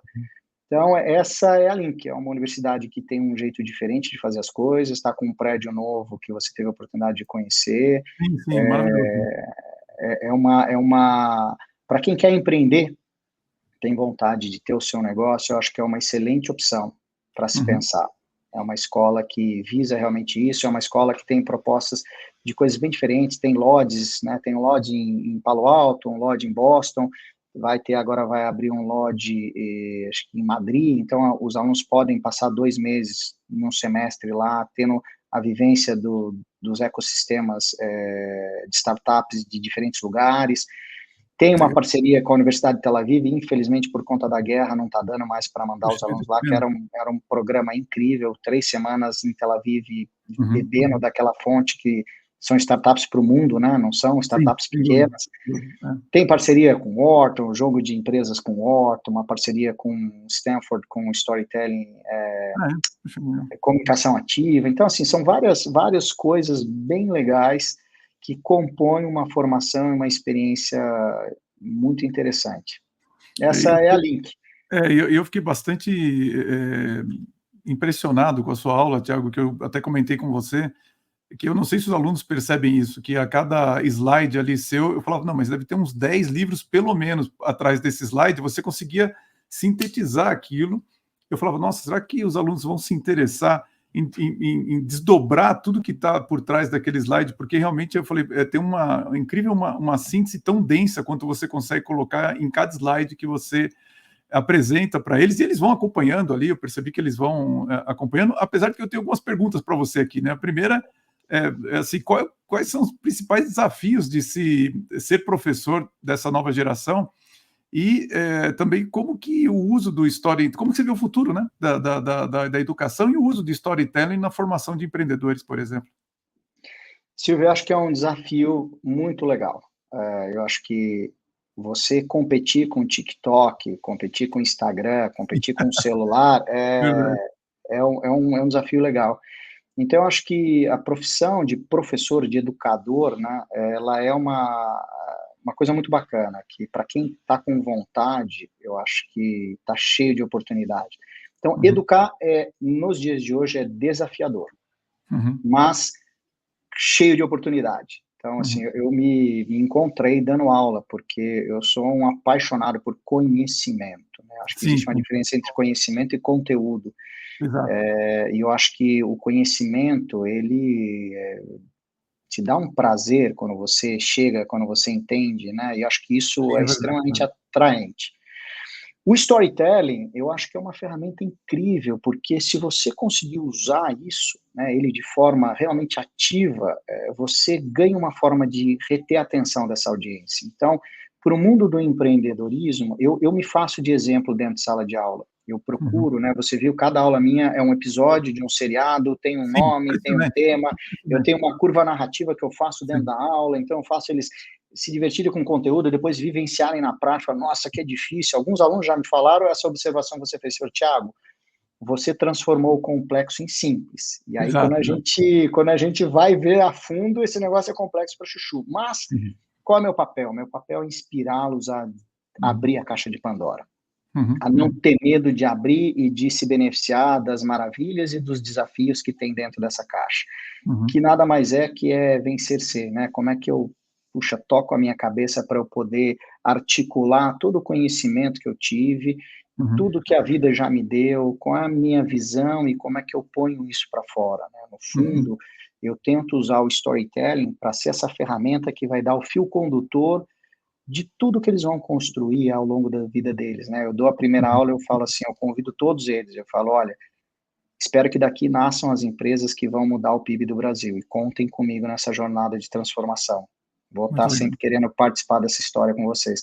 Então, é a forma que eu busco usar o storytelling como uma ferramenta de conexão emocional que vai aí inspirar os alunos, pelo menos a prestar atenção no conteúdo e no conhecimento que eu estou tentando passar para eles. Já é um bom passo. É um bom passo, Thiago, e achei interessante você falar que você está competindo com o TikTok, né? Porque eu tenho realmente uma pergunta para mim mesmo, e não sei o quanto que você pode contribuir com isso, porque a minha visão dessa nova geração, ela é um tanto distorcida, porque eu trabalho dando coach executivo para herdeiros de empresas que são muito sérios, assim, pessoas que estão nos seus 22, às vezes 25 anos, mas estão querendo realmente assumir um papel de protagonista nas empresas deles ao longo da vida. E, no entanto, quando eu vejo essas novas gerações fora desse contexto que eu trabalho, eu tenho uma certa dúvida de entender o que eles se interessam, né? Porque quando a gente fala assim, eles se interessam pelo TikTok, pela rede social, eu falo, bom, sim, mas a rede social é um meio, mas o que eles estão vendo ali? Você consegue sacar quais são os temas que realmente está na cabeça dos jovens, ou no que eles focam, mesmo tendo uma audiência que eu sei que são de empreendedores? Silvio, é muito interessante, porque eles não têm a menor realidade do que é a vida de verdade, né? Eles têm uma baixa resiliência à frustração. É Então, mesmo. assim, determinados trabalhos, né, quando eu dou feedback, fica todo mundo bravo. Eu não concordo com você. Eu falei, eu não estou Tá aqui para você brincando. concordar comigo. Eu estou dizendo que está errado, que, cara, o teu raciocínio foi ruim e é isso que eu tenho que te dizer, ponto. Você concorda, não concorda, não está em discussão, Sim, né? sim. Então, o que que eu vejo? Eles têm uma necessidade de serotonina e endorfina de curto prazo, é prazer imediato. Eles vivem de prazer Entendi. imediato. Eles não se dão tempo para conquista, né? Por isso que até acho que na aula que você viu, eu conto um pedaço da minha história, eu falo, essa metodologia está em desenvolvimento aí há mais de 15 anos. Não é Sim. uma coisa que eu estalei o dedo, né? E esse até é um problema que a gente enfrenta lá. O cara acha que ele vai entrar numa escola de empreendedorismo, vai ter uma ideia, vai vender por milhões e daqui a um ano está tudo bem. Não, É, imagina. é É uma verdade. jornada longa, cheia de sacrifícios, Uhum. de doar-se, de queimar fosfato. Eu falo muito para Sim. eles, né? Trabalhar com a É cultura verdade, de fã exige queimar fosfato e não caixa da empresa. é verdade, é verdade. Então, essa é uma geração que elas querem consumir coisas muito rápidas. Entendi. Eles não questionam os algoritmos, então eles são reféns dos algoritmos. Então, todos os negócios estão baseados em tráfego pago, jogam uma grana em cima dessas coisas e não analisa como você cresce organicamente, como você Crescendo conquista as quanto, né. pessoas. É muito interessante. Ah, mas eu tenho que pôr stories, 10 stories por dia, senão o algoritmo não me distribui. Eu falo, cara, para com isso. Se teu conteúdo é relevante, você pode postar uma vez por mês, todo mundo vai vir atrás. Todo mundo vai ver, é verdade, você tem razão, tem razão. E, Thiago, é claro que como empreendedor, você tem que ser líder de pessoas também, mas no seu caso você é líder de alunos. Eu queria que você falasse um pouquinho sobre como que você pensa a liderança, se você tem um líder de referência, como que é isso para você? Eu tenho uma pessoa super controversa, né, que eu admiro muito, não está mais vivo, que é o Steve Jobs. É um cara muito controverso, para quem leu a biografia dele, do Isaac Watson, mas ele tinha uma habilidade que eu acho muito relatada, que eu acho muito interessante. Ele tinha capacidade de distorcer a relação da realidade do tempo, né? Uhum, E o que eu vejo, né? Esse poder de convencimento do Jobs, né? Tirando o momento que ele dava porrada na mesa, mas enquanto ele conseguia articular, sabe, envolver as pessoas e tirar, extrair o melhor de cada um, eu acho que isso é uma coisa que, assim, que eu tenho uma profunda admiração e falo, puxa, como é que eu extraio o melhor, né? sim, E dentro de sala de aula, liderar alunos, né, é uma coisa muito interessante. Eu tenho 10% da minha turma é fora da curva, mas sem furos acima da curva. 10% eu não tenho ideia do que está fazendo lá. E 80% aquele meio que, assim, se realmente. você for um bom professor, você puxa esses 80% para o terço superior. Se Sim, você sim, for um sim, mau professor, você perde para o terço inferior, porque o poder sim, de convencimento desse terço é, inferior é fantástico. é grande, é grande. E aí, dentro desse contexto, eu vejo que liderar esses alunos nada mais é do que, puxa, como é que eu inspiro através do conhecimento? Eu estou numa sala de aula, eu não sou chefe deles, eu quero que eles entendam. Eu não enxergo prova como uma ferramenta de avaliação, eu enxergo prova como mais uma oportunidade de ensinar. Então, eu vejo Verdade, como eu verdade. gero experiências através das minhas provas, eu procuro dar provas que eles vivenciem experiências para aprender na prova. Eu não quero Uhum, que ele me demonstre o que ele aprendeu ou não, porque eu ponho na conta de que parte do que ele aprendeu ou não veio da uhum, minha capacidade de conseguir transmitir. uhum, Então, se eles performaram de uma forma melhor, foi porque eles articularam e ao longo do curso eu ensinei ou inspirei eles a uhum. pensarem e articularem.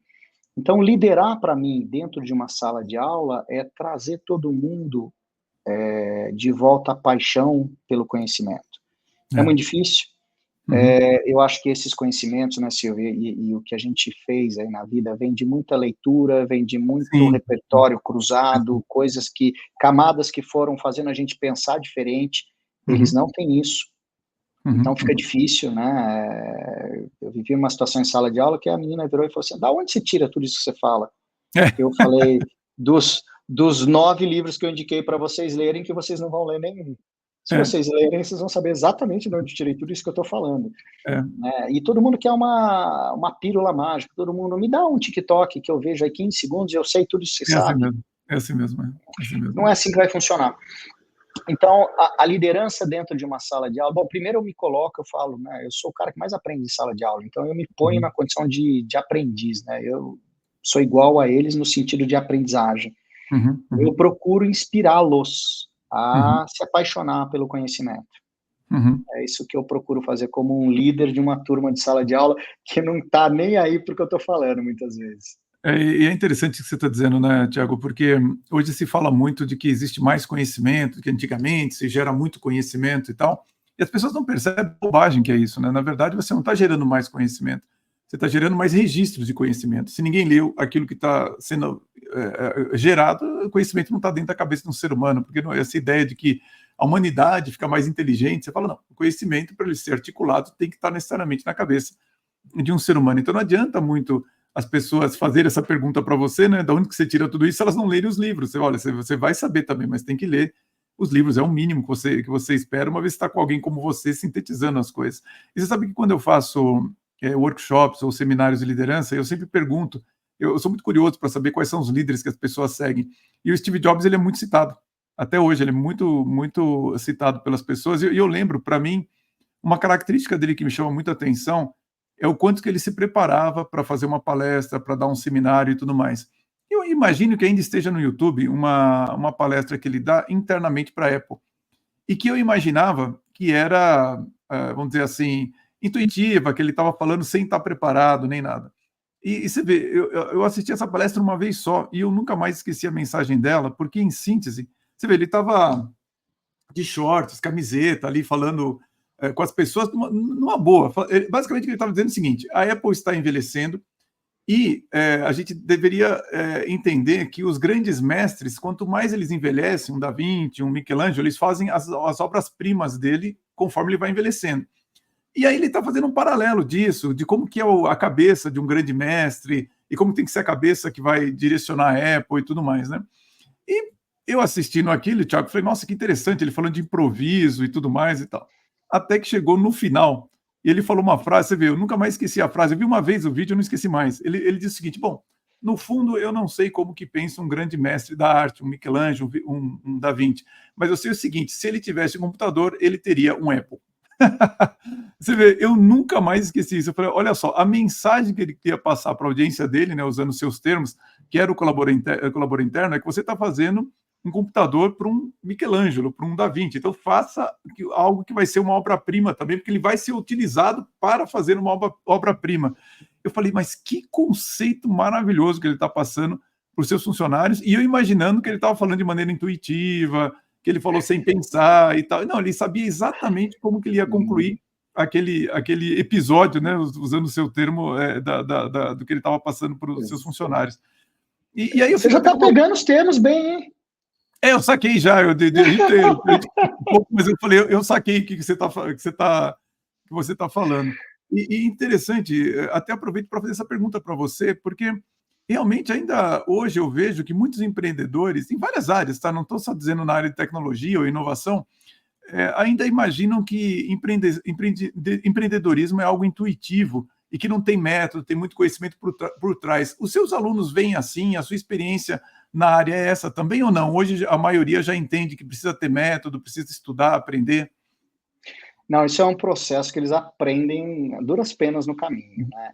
Eu acho que tem um erro nessa história do empreendedorismo, das startups, erre rápido e aprenda rápido com erro. Sim, sim, sim. Desculpa, eu acho que você tem que errar o mínimo possível, mas Uhum. você não pode ter medo de errar, né? Sim, Então, eu sim, acho é que verdade. se Concordo. isso daí substituiu a preparação, sabe? Percorrer as variáveis o máximo possível, planejar, entender o que pode dar errado, saídas. Sim, sim. Isso aí, não, vamos fazendo, e se não der certo, depois a gente arruma. Eu acho uma forma pobre e com pouco raciocínio lógico que poderia acelerar os processos. Fazer e errar não é planejar e errar, sem medo de errar. Né? Eu acho Sim. que tem duas diferenças aí. E a outra coisa que é muito interessante que eu percebo nesse mundo do empreendedorismo, e que me chama a atenção, eles são drivados por modelos transacionais. É venda, venda, venda, crescimento, venda, venda, venda, e eu acho que isso é diametralmente oposto ao que eu acredito. Eu acho que você tem que construir os modelos relacionais, porque através da relação que você constrói, a transação acontece. Transação, para mim, hoje é consequência da relação. Concordo. Porque se você não está monitorando o quanto de relação você está construindo, você pode estar depreciando o teu resultado de longo prazo. É verdade. Então, uma venda hoje pode significar muito no longo prazo. E se você construir a relação, mas não está vendendo tão bem hoje, puxa, no longo prazo você recupera isso. Então, eu vejo um pouco disso. Eles se preparam um pouco e acham que a vida vai ensinar, mas eles têm baixa resiliência à frustração, largam os negócios pelo meio do caminho. Não está dando certo, até me fico, não, vou largando. Eu falo, cara, pera um pouquinho, né? Se insiste, se prepara. Você está dando, porque não deu certo, por quê? E muito foco em modelo transacional. Eu vejo assim, as empresas, de uma maneira geral, com propósitos, quando tem, horríveis. Cara, isso aqui não inspira ninguém a seguir uma causa. E para mim é o começo do fim, porque se você não tem um propósito claro, bem definido, você não vai ter objetivos claros e definidos. Se você não tem objetivos claros e definidos, você não sabe que história você precisa construir para falar para sua audiência. Entendi. E aí começa um ciclo vicioso de problema. Sim. Então, é mais ou menos isso que eu tenho visto, um despreparo, porque se dá errado a gente aprende, e não é bem assim. Desculpa, termine. Não, por favor, termine. E uma questão de muito foco em modelo transacional, esquecendo os modelos relacionais e as experiências que você gera para que a transação aconteça de uma forma mais recorrente, suave. Eu acho que as pessoas subestimam um pouco o impacto emocional do erro na carreira do empreendedor, porque nós não estamos nos Estados Unidos, em que você tem uma taxa de juros baixa, você está ganhando em dólar e tudo mais. Então, eu tenho família nos Estados Unidos, e é impressionante assim, o quanto que eles fazem negócio, dá errado, eles se alavancam e fazem outro e tal. E aqui eu falo, gente, se eu quebrar uma vez nesse tamanho que vocês quebram, eu nunca mais vou me recuperar na vida, porque com uma taxa de juros de 10% ao ano, que você não consegue em lugar nenhum, diga-se de passagem, para alavancar o seu negócio, então você fala, cara, não dá para você fazer isso. E eu conheci uma empreendedora que ela tinha motorista, né? E eu achei curioso, né? Nossa, a pessoa anda de motorista para cima e para baixo, e era o marido dela. E, na verdade, eu descobri que o marido dela, você vê, com 50 anos, ou talvez um pouco antes disso, ele teve um negócio e deu muito errado, ele faliu, e ele era um executivo, abriu uma empresa, deu errado e faliu. E aquilo, assim, ele desabou realmente, ele falou, nunca mais quero montar nada, eu vou te ajudar aqui, vou ser seu motorista aqui, mas eu não quero mais vender, fazer tudo aquilo que o empreendedor faz, que realmente, assim, uma vez eu vi uma frase muito interessante e dura, que dizia assim, olha, o empreendedor, ou ele está vendendo, ou ele está sendo humilhado, né? Boa! Eu falei assim, olha, não é bem assim, mas o sentimento às vezes é esse, entendeu? Quase isso! Esse, porque às vezes você faz um discurso, tudo ali no cliente, o cliente fala, não quero. Né? E você fala, caramba, e às vezes o cara nem te dá feedback, nem fala assim. Aliás, quando o cliente fala que não quer, você já está no lucro. Porque muitos clientes simplesmente cessam a comunicação com você, não falam nada e você não sabe o que aconteceu, o que houve ali no meio do caminho. Mas, assim, eu peguei uma questão aqui, até anotei a quantidade de temas que você articula na Ideage, né? Que você articula branding, transmídia, storytelling, cultura de fã e tecnologia. E eu fiz essa anotação, que eu queria perguntar para você o seguinte, um executivo hoje, quando olha, por exemplo, você tem que articular todos esses temas para você, no caso da Ideage, conseguir fazer funcionar. Quais são as competências que um executivo tem que ter para conseguir, por exemplo, trabalhar numa empresa como a sua? Silvio, acima de tudo, ser um inconformado com o status quo. Falou, eu acho que sempre dá para ser melhor. E Legal. curioso. Eu acho que a curiosidade leva a gente a lugares. A curiosidade em busca de entender, né? Não a curiosidade pela curiosidade, né? Que Então, assim, legal, acho que que legal. aquele que é o curioso para entender, encontrar a razão das coisas e como as coisas Sim, se conectam, eu sim. acho que isso é o que eu busco com pessoas que venham trabalhar comigo. Encontrar uma fórmula. Eu falo, cara, o que eu vou dar aqui é liberdade para você pensar. E você viu até em sala de aula eu falo isso, né? Todo mundo quer aqui liberdade financeira. Aí eu dou liberdade para vocês pensarem, vocês querem que eu dê regra para vocês. Eu percebi isso. Me chamou a Então eu atenção. falo, quer trabalhar comigo? Quero. Cara, você está disposto a ser livre, a pensar? Eu Uhum, quero o uhum. melhor do seu cérebro, porque o seu cérebro é único. É. Bom ou ruim, não tem nenhum cérebro igual ao seu. Já Uhum. parou para pensar nisso? Isso é muito doido, né? Não existe um ser humano igual ao outro, não existe um É cérebro verdade. igual ao outro. E é nessa composição que eu vejo que a gente consegue fazer a diferença. Uhum, Então, assim, sempre acreditar que dá para ser melhor e que você pode ser o vetor desta mudança é um elemento super importante para trabalhar comigo como uhum, pessoa, né? E essa curiosidade pela encontrar a razão das coisas, porque é uhum, entendendo a razão que você vai saber como articular os elementos. E eu acho que isso foi parte do que me fez conseguir integrar branding, storytelling, tecnologia, cultura de fã. Por quê? Porque essas uhum, coisas todas estão conectadas. uhum, Ora elas são o coração, ora elas são o meio. E acho que isso é que, de uma certa forma, eu busco quando as pessoas vêm para trabalhar comigo. uhum. Eu sou uma pessoa extremamente exigente comigo e com os outros. Talvez com os outros não seja Entendi. tão legal ser exigente às vezes, né? Uhum. Mas eu acho que para trabalhar com isso, independente se é ideagem ou não, para trabalhar com essa quantidade de variáveis que existe, você tem que ser no mínimo inconformado com a razão que te passam Sim, e sim. buscar a sua conclusão da razão. Era muito do que o Henry fazia comigo. Qual é a Sei, sei, tua sei. observação e o que você entende? E eu Entendi. falava, não, o cara fulano de tal disse que. Eu falava, não, não estou perguntando para fulano de tal, estou perguntando para o Tiago. Olha, eu já fiz essa provocação para algumas pessoas, as pessoas não entenderam a pergunta, você acredita? Ela falou: "Não, Eu mas o acredito. tal falou tal coisa". Não, eu sei, ele falou, mas eu quero saber você.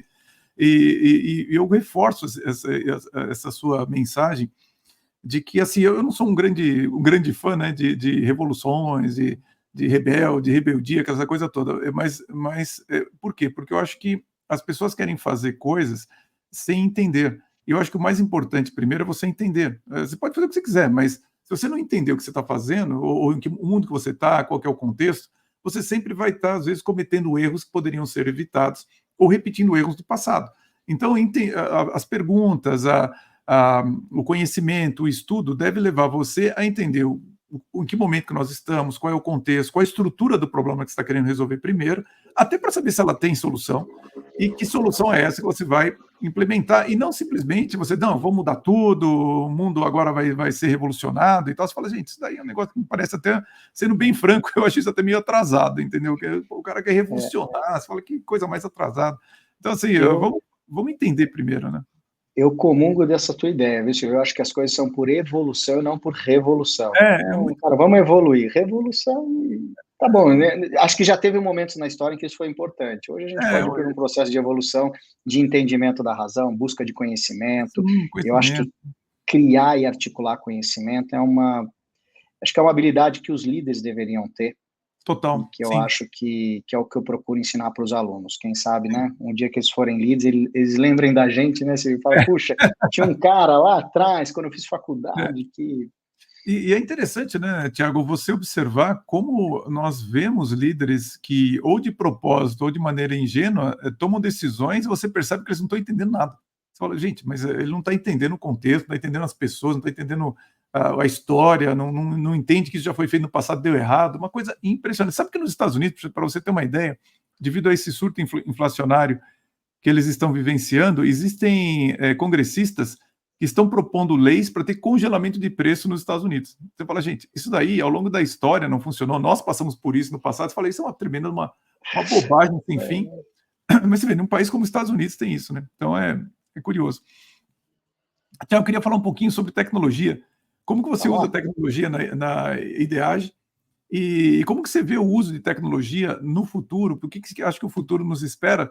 Principalmente quando a gente fala de inteligência artificial, que ainda é um tema que está muito em voga e todo mundo querendo entender em que ponto que está. Como que é isso para você? Silvio, eu acho que assim, acho não. Eu acredito que tecnologia é um grande aliado, mas que pouca gente sabe usá-la direito. Eu acho que, de novo, a gente fica muito refém dos sistemas. Eu acho que tecnologia vai além disso, né? Sim, sim. Qual é a oportunidade que eu vejo, principalmente com as inteligências artificiais agora? A gente ganhou um baita aliado para resolver um problema crônico do mundo corporativo, a falta de tempo. Se a gente tivesse uma plateia de 100 pessoas aqui, eu perguntasse assim, alguém nessa semana, que hoje nós estamos na terça-feira, não reclamou de falta de tempo, por favor, levante a mão. Ninguém levantaria a mão. Só que ninguém faz nada para mudar isso. Então, o que a inteligência artificial está trazendo para a mesa do executivo, né, e para o mundo dos negócios é uma condição de se ganhar tempo. Né? Então, você aprender a usar, não é seguir, não é buscar resposta pronta, é como é que você... A inteligência artificial hoje, principalmente, eu trabalho muito com o ChatGPT, né, a capacidade que ele tem de articular vários conhecimentos, você sobe vários conteúdos, pedir para ele agrupar, eu mesmo pego as minhas aulas e falo, escuta, como é que eu melhoro essa aula? Quais são os pontos bons, os pontos falhos? O que eu posso melhorar? Visualmente, como é que eu mudo? Então, assim, ela te ajuda a sair da página em branco muito rápido, ela te ajuda a concatenar coisas que você demoraria semanas para concatenar. Então, você faz em minutos. Só que o que acontece? Nós temos uma questão no mundo corporativo, e por isso que as consultorias nadam de braçadas, que foi tirada a inteligência do executivo, ele virou um operacional e ele transfere a responsabilidade de ser estratégico para as consultorias. Então, ele não quer nem saber dessas coisas, porque é mais uma coisa que eu tenho que fazer, é mais um trabalho, eu não consigo, eu não entendo, então eu vou chamar a minha área de tecnologia para saber como eu uso inteligência artificial no meu negócio, porque lá a tecnologia... Não, cara, a inteligência artificial é para você, diretor de marketing, diretor de RH, CEO, é com você, é você que tem que sentar na frente do ChatGPT e falar, cara, me ajuda a fazer isso aqui, me dá insights disso daqui, olha, eu estou vendo que o mundo, a análise macroeconômica está indo para cá, como é que eu posso me beneficiar disso? Né? Então, eu vejo que assim, o uso da tecnologia ficou compartimentalizado. Né? Você usa o celular, porque é uma ferramenta de comunicação, então você usa como convém. Os aplicativos que você vê lá, poucos, né, a maioria usa joguinho, agenda, e-mail, mas tem uma série de aplicativos para ganhar tempo, para economizar, que ninguém usa. Mas isso é lá daquela área, isso aqui é para o meu filho, não é para mim. A exigência também de executivos com os seus diretos, né, para que eles usem as inteligências artificiais e melhorem as entregas, né? Poxa, eu não estou entendendo o que você está falando. O que eu faço com os CTOs para os CEOs, eu acho que todo executivo também deveria usar o sistema de inteligência artificial. Cara, use isso aqui para melhorar. Como é que você conversa melhor comigo? Como é que você faz? Busque insights, né? Use ela como um aliado para fazer melhorar o tempo. Essas ferramentas, hoje eu vi o iPhone 16 foi lançado hoje, né, a quantidade de inteligência artificial, de oportunidades, a gente não usa nada disso, e eu acho que assim, a gente aparta muito a tecnologia ainda é um bicho que pouca gente entende, né, ou se beneficia do que ela pode te entregar, e eu acho que a gente começar a usar a tecnologia como um aliado ajuda muito a economizar tempo e a entender. É verdade. Eu acho que no mundo corporativo a gente precisa parar de terceirizar a tecnologia para a área de tecnologia. Nós temos que começar a usar, independente do ferramental que a empresa te disponibiliza. Eu vejo que existe tanta oportunidade, tanta coisa legal que acontece. Mas os caras lá de tecnologia, aí a turma de tecnologia vai e faz, é tudo tecnólogo, não sabe explicar para o CEO. Aí quando chega, o cara, não, isso aqui não é para mim, transfere para a secretária. Então, assim, é um mundo, são mundos paralelos que eu vejo que ainda não se conversam como poderiam se conversar. Então, a minha percepção do uso de tecnologia é que a gente compartimentaliza o uso da tecnologia, não consegue entender como isso se integra numa experiência melhor de profissional, de executivo, sabe? A tecnologia realmente é um aliado hoje que eu olho e falo, ok, não está usando, está perdendo o bonde. Não é que a IA vai tirar o seu emprego, é o fato de você não usá-la para se beneficiar do poder que ela pode te dar, é que vai fazer você perder o seu emprego. Então, ela não é um concorrente, ela é um aliado que você pode se juntar a ele ou perder a briga com ele, você escolhe. É verdade, é verdade. Eu acho que é um assessor à mão, é sensacional, que, assim, eu tenho usado, por exemplo, na última semana usei com algumas vezes, sabe para quê? Para ler esses contratos que você assina sem ler, de um aplicativo, alguma ferramenta que você vai usar ali. Eu falei: "Putz, eu não estou com tempo para isso". Dei um copy paste ali e falei: "Olha, sintetiza para mim esse contrato e já aponta para mim quais são os riscos e quais são os benefícios que tem nesse contrato, que você acha que tem que tomar cuidado". Nossa, e ele apontou coisas ali que eu falei: "Caramba, os caras escreveram isso no contrato". Eu falei: "Ainda bem", porque quando ele sintetiza, você inclusive entende melhor até o que você está comprando, né. E falei: "Poxa, mas Exato. isso aí é sensacional, uma economia de tempo e te dá mais segurança no entendimento do que você está comprando de qualquer empresa, de qualquer negócio". Realmente eu concordo com você, as pessoas estão perdendo, tempo e se não estiverem usando hoje uma inteligência artificial de maneira, como uma parceira realmente, um assessor, uma assistência no entendimento dos documentos, na leitura das coisas, é muito bom. E sintetização, formatação de texto, muito bom mesmo. Você sabe que eu vivi a mesma história. Eu tenho uma filha que está estudando nos Estados Unidos, né? Sim. E aí eu precisava fazer um seguro para ela. E o que que aconteceu? Veio 3, 4 propostas, coisas completamente malucas, né? E eu falei: Sim, "Nossa, como é que eu vou imagino. ler isso?" Eu subi todos os contratos, falei: "Mãe, faz uma tabela comparativa, prós e contras, vantagens e desvantagens, riscos que eu estou correndo, pá". Em 3 minutos eu analisei 3 contratos gigantescos e falei: "Beleza, eu vou fazer com esse aqui". É excelente, é muito bom mesmo, né. Tem que Então, usar. você imagina o tempo que eu ia perder, não ia ter ia passar um monte de coisa, não ia conseguir fazer a Sim, comparação, até comparar. E olha, a gente está falando de coisas meio que básicas. Você imagina para insights, por exemplo. sabe? Sim, sim, sim, sim. Né? Não, né, é uma coisa muito É, útil mesmo. você quer ver, você tem lá as tuas avaliações que o RH passa dos teus executivos, sobe tudo lá e faz uma curva comparativa, pede para ele, Sim, vai lá, escuta, então, é assim, não, eu nem gosto de ficar falando muito, sabe, Silvio, porque a gente está num meio aqui que talvez é, seja perigoso o que a gente vale, mas tem não, coisas muito legais. vamos fazer o seguinte, Thiago, como eu falei, a gente tem o Conversa Controversa, que é uma sessão nossa para a gente falar de temas polêmicos. Vamos lembrar de falar um pouquinho Boa. sobre isso, como você pode usar a IA de maneira muito matadora assim no seu trabalho. Então, para você que não sabe o que é o Conversa Controversa, é uma sessão aqui no canal Executivo, reservada somente para as pessoas que se inscrevem. Tem um link aqui embaixo para você se inscrever, e lá a gente vai falar com um pouco mais de liberdade a respeito de temas que a gente não gosta de deixar na plataforma aberta. Por exemplo, vamos falar um pouquinho sobre esse lado da IA aí que nós estamos utilizando. Acho que vale a pena compartilhar com as pessoas. E Tiago, já Boa. indo para o final aqui da nossa entrevista, mais algumas perguntas. No começo a gente falou sobre o fato de que muita gente acha que domina a marketing e, na verdade, não domina, que é um tema realmente complexo. E se você fosse orientar um executivo que gostaria de, pelo menos, ter o básico para poder até mesmo entender um plano estratégico de marketing, um trabalho como o seu, que recomendação você daria para o executivo estudar? Não sei se algum livro, ou algum acompanhar algum influencer, alguém que faz essa tradução do marketing para nós. Olha, eu recomendo 2 livros do professor Henry Jenks, né? O primeiro é A Sim, Cultura da Convergência, onde ele explica para com convergência. cases, como essa coisa acontece, né? Como uma história que trafega em múltiplas plataformas gera essa base de fãs e como esses fãs se envolvem com a história para entender esse contexto. E o Uhum, segundo livro é o livro que aqui no Brasil chama Cultura de Conexão, lá nos Estados Unidos é Spreadability, If it's not spread, it's uhum, dead. Se você não consegue espalhar, tá morto. Onde ele traz muito de como é que você faz um conteúdo, quais são os elementos para ter um conteúdo para ele se propagar. uhum, Por que eu falo desses 2 livros? Porque eu acho que são livros fundamentais para começar a mudar a forma de pensar. Eu acho que todo uhum, executivo, independente se de marketing, de tecnologia, de RH, deveria ler, porque uhum, são livros que vão trazer grandes insights. uhum, Eu acho uhum, que isso eu aprendi com o Ricardo Guimarães. O Ricardo Guimarães falava assim: "Você quer aprender sobre branding? Não vá buscar nos livros de branding, vai buscar nos uhum. livros de biologia.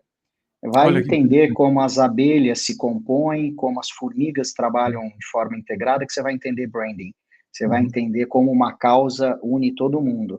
uhum, E eu acho que no mundo de hoje a gente tem que beber de outras fontes. uhum, E eu acho que as pessoas de negócio só focam negócio, pessoa de marketing só foca marketing, e aí são uhum, visões muito. De vez em quando aparece uma coisa que você fala, puxa, interessante. Eu acho que a gente precisa buscar algumas alternativas para fazer pensar fora da caixa e concatenar conteúdos diferentes. Então, uhum, para esses executivos, eu falo: olha, quer começar a pensar diferente? Vai uhum. estudar a cultura de fã.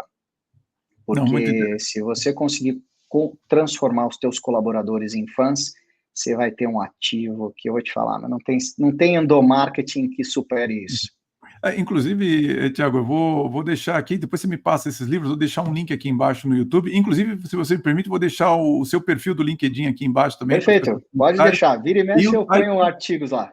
Isso, e um site da Ideage também, aqui da Link Business School, porque não, vou deixar já aqui para as pessoas que querem conhecer, vou deixar aqui embaixo, e até os livros que também eu acho que as pessoas deveriam ler. Eu gosto muito, eu ainda acho que são muito aplicáveis os livros do All Rise do Jack Trout. Sem dúvida nenhuma.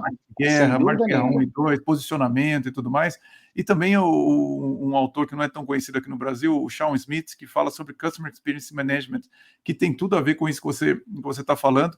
Eu acho assim, independente de você ser um executivo de marketing ou não, você que está nos assistindo, marketing é uma cadeira assim que faz você pensar muito fora da caixa. Acho que todo mundo deveria se interessar pelo tema e a quantidade de informação que tem para você entender exatamente o que está acontecendo na sua empresa, no seu negócio de maneira estratégica. Vamos deixar um material aqui que acho que faz diferença para as pessoas. E já indo para o final, Tiago, assim, eu sei que você tem uma carreira bastante singular e, por que não dizer eclética, né?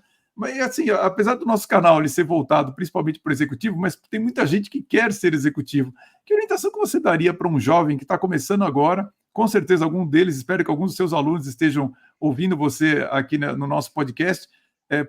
Qual a orientação que você daria para um jovem que está entrando agora e que, no mundo executivo, no mundo empresarial, e que quisesse ter uma carreira tão interessante e tão eclética quanto a sua? Qual seria a sua orientação para essa pessoa?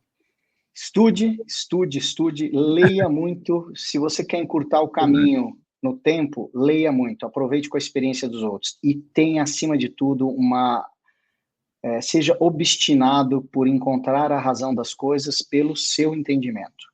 Não acredita no que o outro fala. A teoria do Primal Brand, a teoria do Brand Storytelling. Tá bom, cara, qual é a tua teoria? Sim. Eu pergunto muito para os alunos, né? Eu falei, eu estou aqui ensinando a minha metodologia. Qual é a sua metodologia? Se você quer montar um negócio, baseado no quê? Então, desenvolvam, aprendam a criar hipóteses, testem as hipóteses de maneiras coerentes. Isso no mundo do business é vital. Se você quer ser um executivo ou um líder de sucesso, você precisa aprender a testar e a liderar os times a provar ou comprovar, né, a tua hipótese. E eu acho que isso, leitura ajuda demais, estudar ajuda demais, e visão crítica de mundo dado, conhecimento que você já articula, é vital para acelerar esses processos todos. Não, sem dúvida, e eu reforço essa sua recomendação, porque às vezes eu fico com a impressão, não só os jovens, tá? Muitas pessoas, inclusive com um pouco mais de experiência, vivem o que eu chamo de síndrome de Adão, né? Acham que o mundo começou com eles. E se você não lê, você fala assim, não, olha, peraí, se você vai construir alguma coisa, olha, o mundo tem uma história aí, é pouco provável que você tenha uma ideia que ninguém nunca teve nos últimos 2.000 anos ou 4.000 anos de história humana. Então, olha, lê primeiro, aí a partir dessa base, aí sim você pode construir algo que pode ser novo, ou então que vai articular isso de uma maneira diferente, né? Porque senão todo mundo acha que o mundo está totalmente errado, porque todo mundo fez errado. Você fala, não, peraí, tem uma história aí, você pode contribuir com essa história, mas não derrubando tudo, né? não acabando com tudo. Exatamente, Tiago, bem por aí. Bem por aí. Tiago, estamos chegando ao final aqui do nosso episódio. Eu não tenho como lhe agradecer por sua gentileza, generosidade. Ficamos 1h30 aqui conversando. Eu sei que você está saindo de uma gripe, né? Se não se entende bem. Então, assim, agradeço pela sua gentileza, generosidade de nos dar 1h30 aqui do seu conhecimento. Foi muito bom conversar com você aqui nesse episódio do nosso podcast no canal Executivo. Muito obrigado mesmo. Silvio, eu que agradeço. Assim, eu fico muito feliz quando me convidam para eu poder compartilhar aquele pouco que eu acho que eu consegui entender de pessoas que me inspiraram tanto a fazer diferente e a pensar diferente. Então, puxa, teu convite foi uma honra. Ter você na minha sala de aula, através da Cíntia, também foi outra honra. Sentado lá me observando e podendo depois conversar sobre isso. Puxa, não tinha forma melhor de te agradecer a tua presença na minha sala de aula, como estar presente aqui no teu podcast. Muito obrigado. E digo, você aprendi bastante na sua aula. Uma aula só, mas foi muito profunda, foi muito boa mesmo de assistir. Então, recomendo a vocês que estiverem na link, assistam a aula do professor Tiago. Excelente. Muito obrigado, Tiago. Eu que agradeço, velho. Obrigado, Tiago. E para você que está nos assistindo até agora, agradeço muito pela sua audiência e, como eu disse no começo, nosso propósito aqui é aumentarmos a sua musculatura executiva para que você possa fazer a sua carreira ir mais longe, acima de tudo, ficar por lá. Todo esse conhecimento que o Thiago passou é justamente para que você tenha essa força necessária para ficar aonde você atingir na sua carreira. Então, fica o convite aqui na próxima quinta-feira, às 19 horas, você estar aqui conosco em mais um episódio do podcast do canal O Executivo. Um grande abraço a todos e vamos em frente!